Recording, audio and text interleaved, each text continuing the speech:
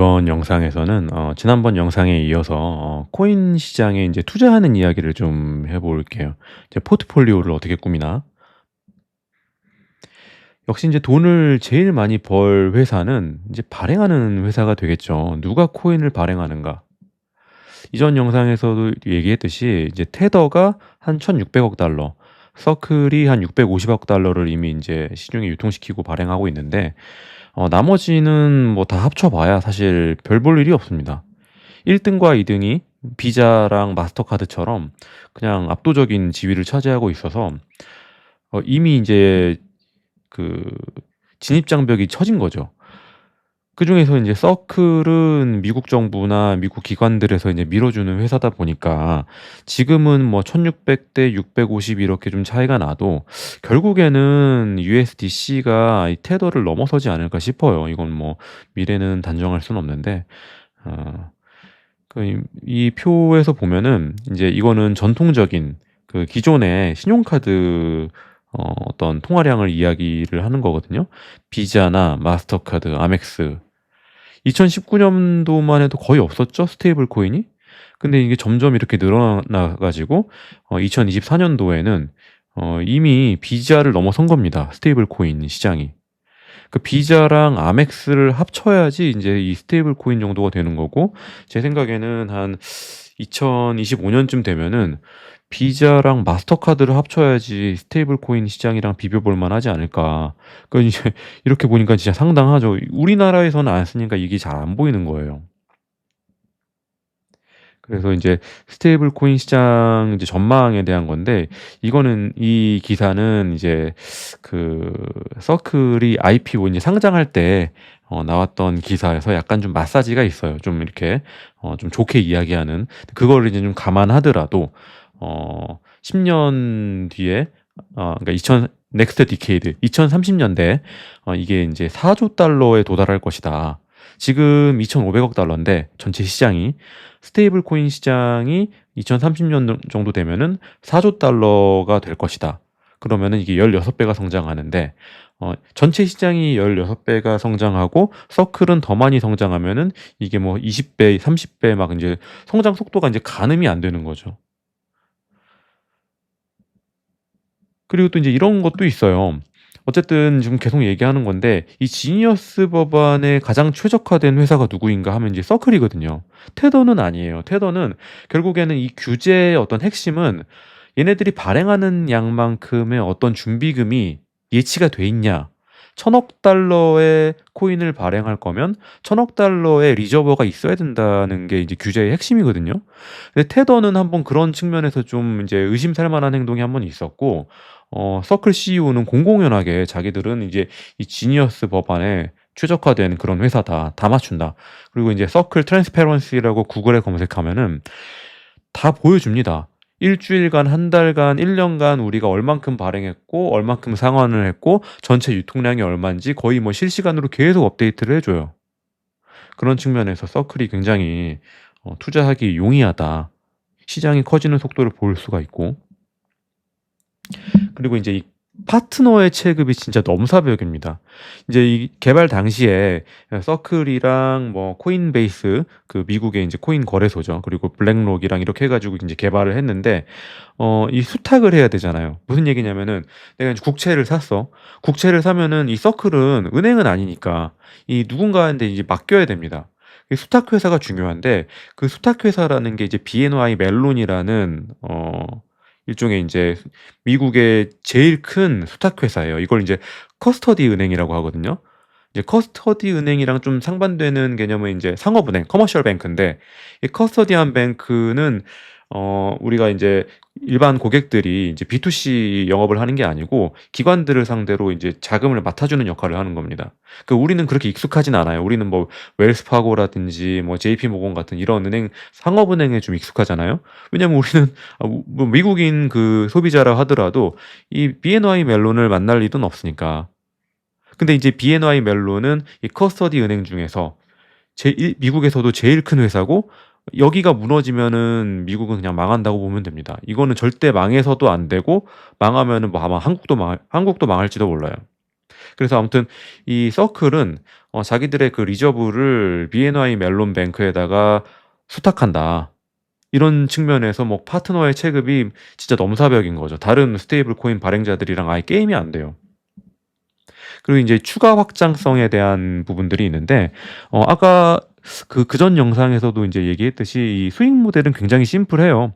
서클에서 국채를 사서 국채 이자를 먹고 또 그 국채를 기준으로 코인을 발행할 때 그 코인 발행하는 거에 대해서는 이자를 주지 않잖아요. 그 이자 스프레드 차익을 먹는 건데 물론 이제 그러니까 그 저금리 기조로 들어가면 이제 서클이 좀 불리한 측면은 있어요. 근데 이제 시장 자체가 워낙 커지니까 이제 그런 부분은 감안하고 보는 거죠. 그리고 이제 그 이자 수익뿐만이 아니고 다른 수익도 있는데 그게 바로 인프라를 깔아주는 데서 나오는 수익이다. 무슨 얘기냐면은 우리가 이제 온라인 쇼핑 같은 거 할 때 특히 해외 사이트 같은 거 할 때 페이팔 배너 같은 게 있잖아요.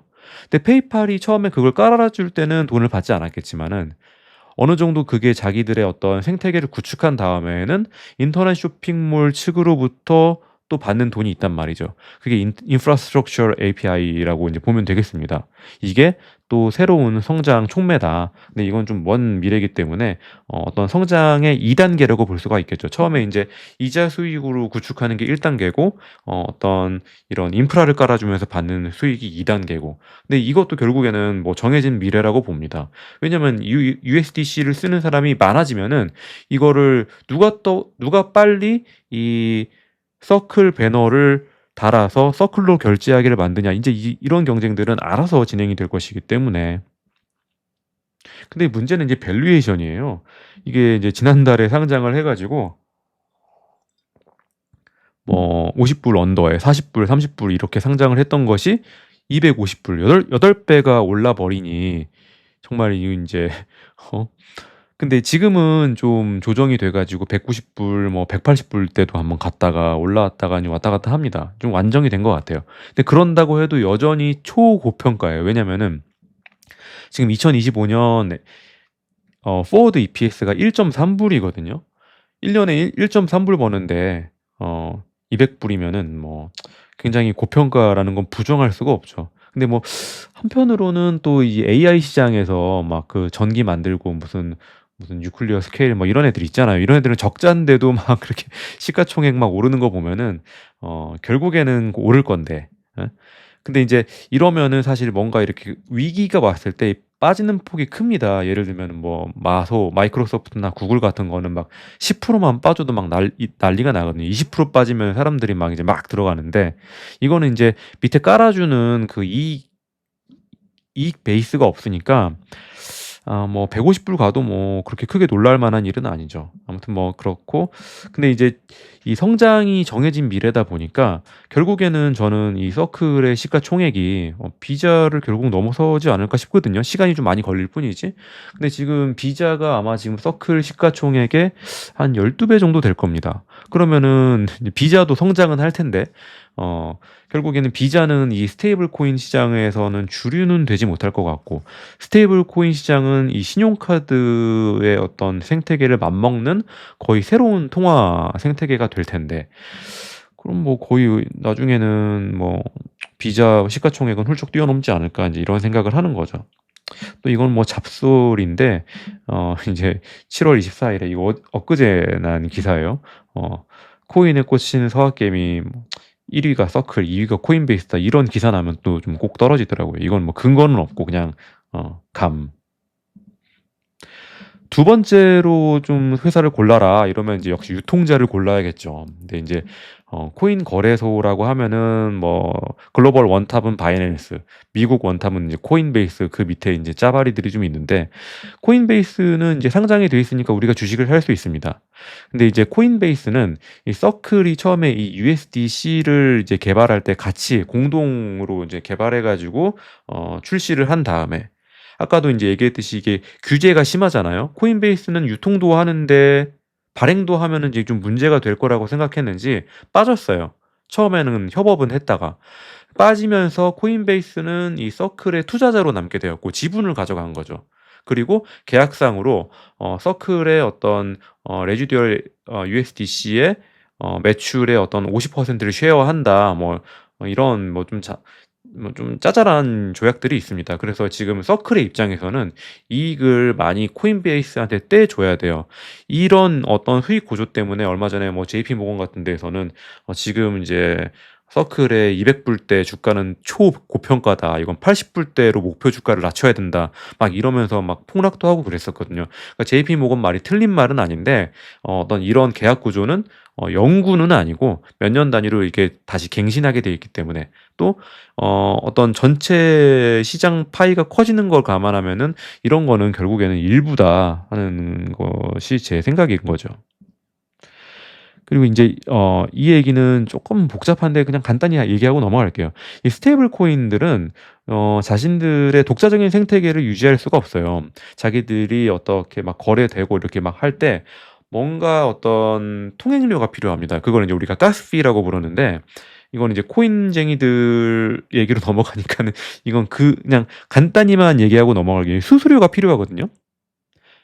테더나 서클 USDC나 USDT를 거래할 때 그게 공짜가 아니라는 거예요. 누군가의 어떤 다른 코인 알트코인의 생태계를 빌려 가지고 거래를 하게 되는데 그걸 가스피라고 그러고 예를 들면은 서클이 이더리움을 이용한다 그러면은 서클이 얼마 일정 이상 금액이 거래될 때 이더리움을 그 통행료로 씁니다. 그 과정에서 이더리움은 좀 소각이 돼요. 그게 인제 이 차트입니다. USDT 이게 지금 2022년까지밖에 없어 가지고 이 뒤에 더 폭등하는 그 부분이 없어서 좀 아쉬운데 USDT는 이제 핑크색, USDC는 주황색.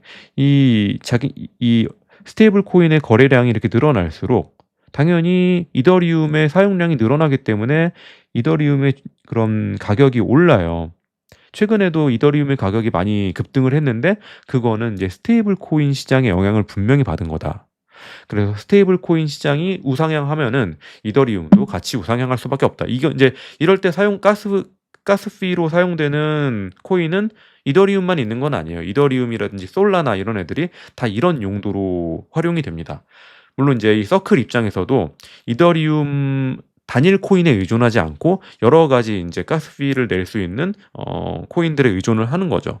왜냐면 한 코인에 독점됐을 때 좀 문제가 생길 수 있으니까.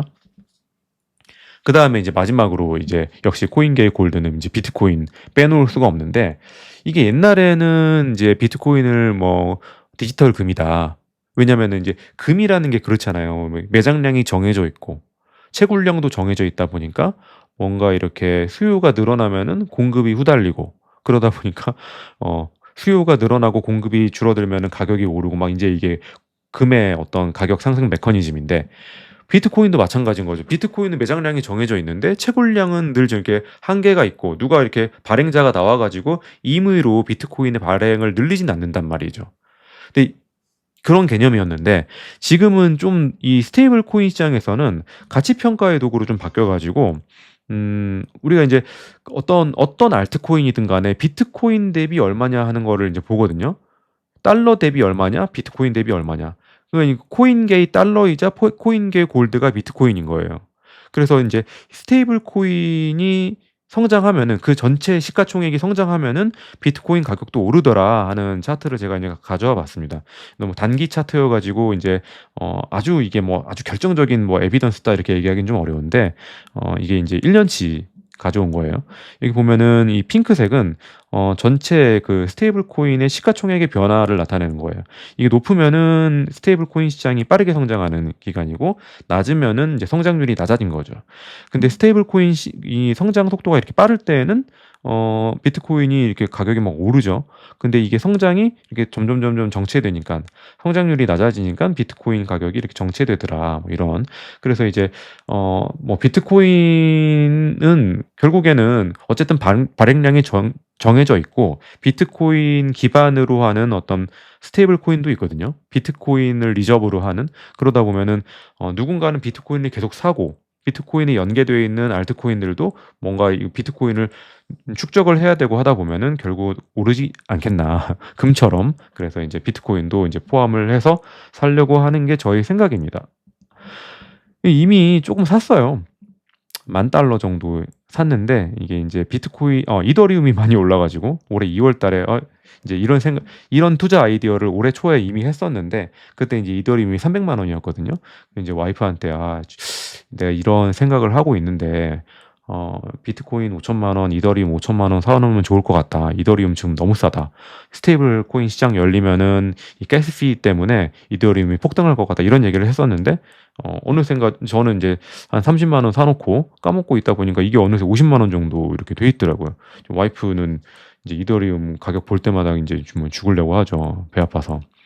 근데 뭐 지금도 저는 늦지 않았다고 보고 이거는 사실 어떻게 보면은 우리가 뭐 거대한 금광을 이제 금광이 저 너머에 있는데 그 앞에 있는 금맥을 발견한 정도라고 봅니다. 그래서 제가 이제 뭐 올 연초에도 그 AI 포트폴리오 관련된 얘기를 좀 올린 적이 있었는데 뭐 지금 잘 가고 있어요. 가고 있는데 저는 그거는 일단 5년 정도는 좀 빠르게 성장할 거라고 보거든요. 근데 인제 이 코인 시장 같은 경우에 스테이블 코인 시장 같은 경우에는 10년 정도까지도 그냥 계속 사도 되는 것 같아요. 그러니까 지금은 사실 너무 지니어스 법안 통과하고 막 매수가 몰려 가지고 고평가라는 거를 그런 비 뭐 고평가 논란을 피할 수는 없는 것 같아요. 그러다 보니까 지금 비중을 확 들어가면은 뭐 어떤 중간에 파고가 왔을 때 파도가 칠 때 진짜 힘들겠죠. 근데 인제 어차피 10년 이상 15년 이상 가긴 가는데 10년 걸리냐 20년 걸리냐 이런 문제라면은 올해 좀 사고 내년에도 좀 사고 제 인제 포트폴리오는 배당주 포트폴리오잖아요. 계속 이제 현금이 들어오니까 그걸로 계속 사다 보면은 한 2-3억 정도 3-4억 정도 사 놓으면은 한 10년 뒤에 이게 30억 40억 이렇게 가지 않을까. 어 그런 식으로 한번 좀 꿈을 꿔 봅니다. 네. 오늘 영상은 여기까지 할게요.